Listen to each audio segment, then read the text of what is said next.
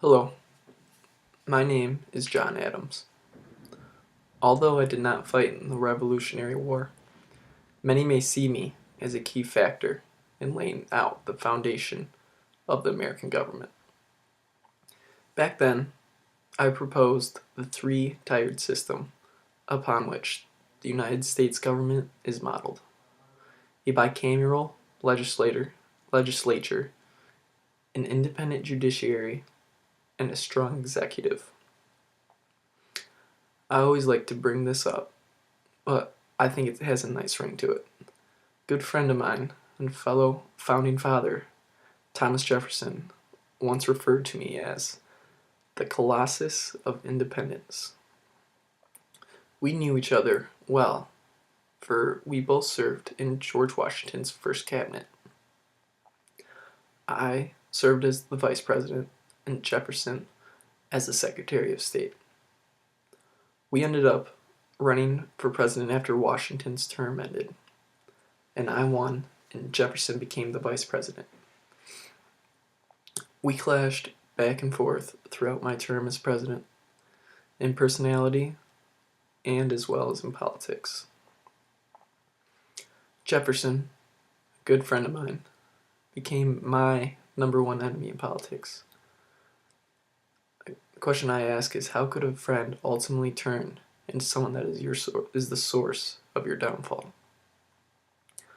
To give you some background information, going back, the biggest challenge I had to deal with during my administration was dealing with foreign affairs, particularly the French. It all started when a crisis developed when London set out to prevent U.S. trade with France.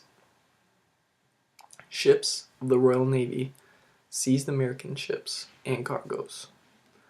Believing that war would be fatal, President Washington sent John Jay to London to seek a diplomatic solution. The result from this was Jay's Treaty, signed in 1794. This treaty improved U.S. and British relations.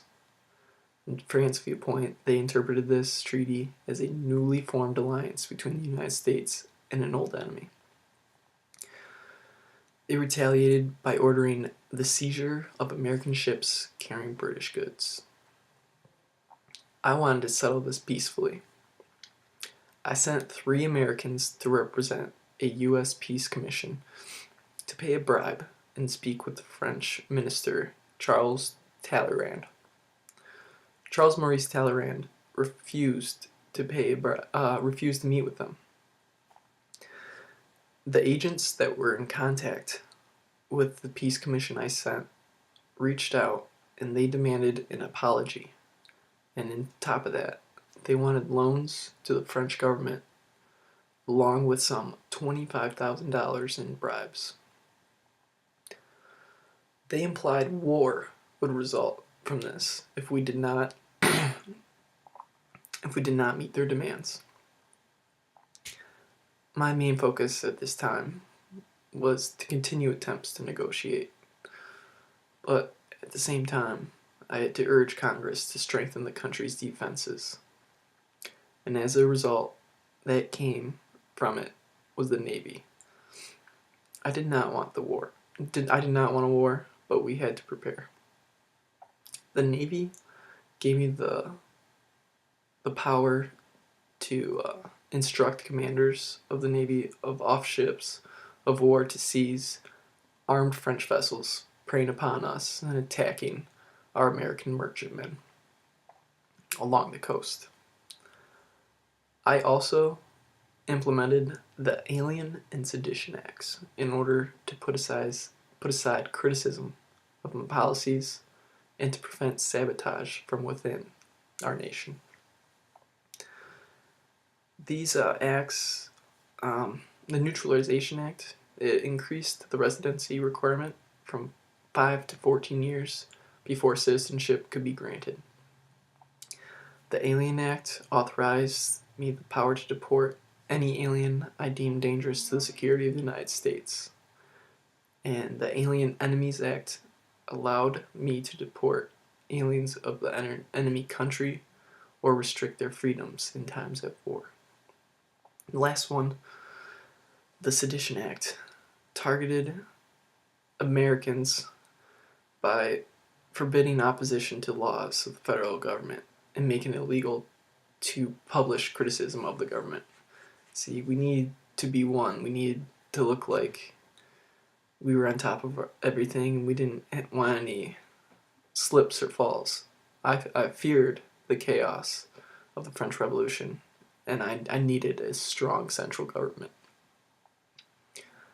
My goal was to demonstrate American resolve, and in the meantime, I hope to bring France to the bargaining table. Until then, we needed to have a strong defense and government that showed no weakness from within. After a few years of this war at seas, while hindering our trade, I received intelligence indicating that the French were willing to talk.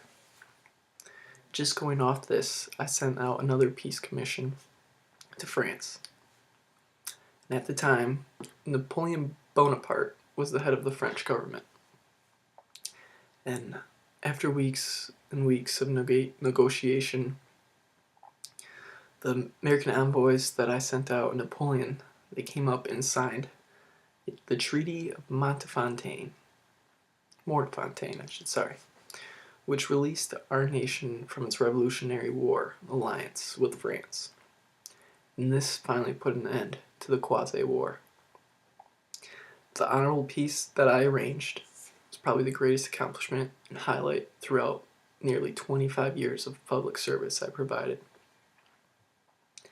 Now, looking back on that challenge I had to overcome, at the same time, I was being attacked in politics and in the newspapers, and everyone was questioning my policies.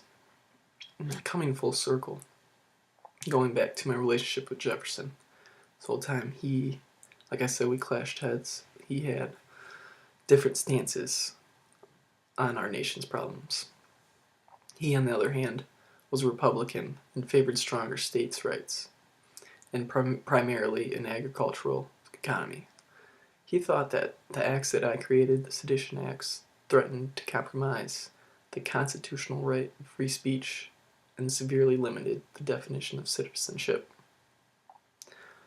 I did what I had to do, and but when it came to the next election of the 1800, Jefferson ran against me, and under the disguise of ghostwriters, he published vicious denouncements of my policies and questioned my character and brought down my character in the press. And I cannot explain how bitter I was after that. But, so you see, men are objects of science, just like any other science in the world's elements, like geometry or philosophy. They must be carefully observed and studied to make sense of them. No man, thus far, has any divine power over another.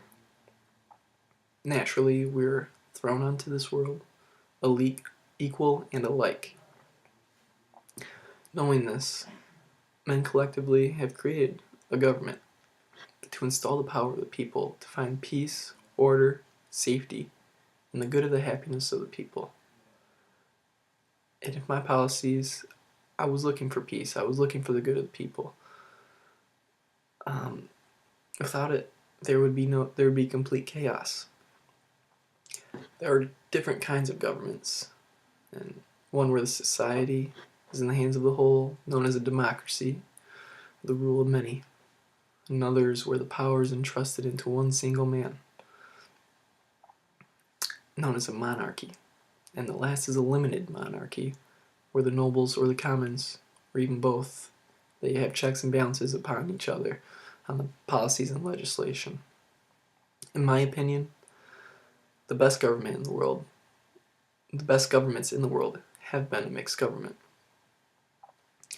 That's why I implemented the 3 branches of our government for checks and balances on top of the democracy that America has made for the people,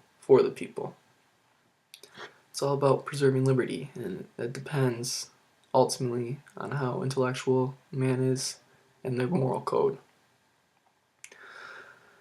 Although liberty is always in danger under every form of government, it even so under a perfect democracy.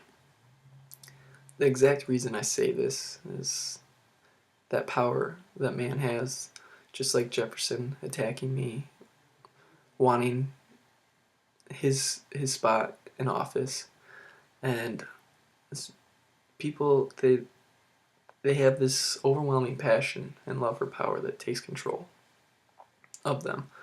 And the point I'm getting at is that you have to trust no man, even your best friend. And being selfish is only human nature. And when a man gets a taste of power or money or just in their head, it only propels them down the path of wanting more.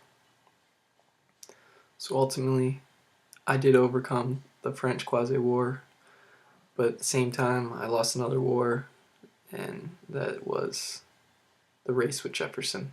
And I was bitter, but we did make up after the fact.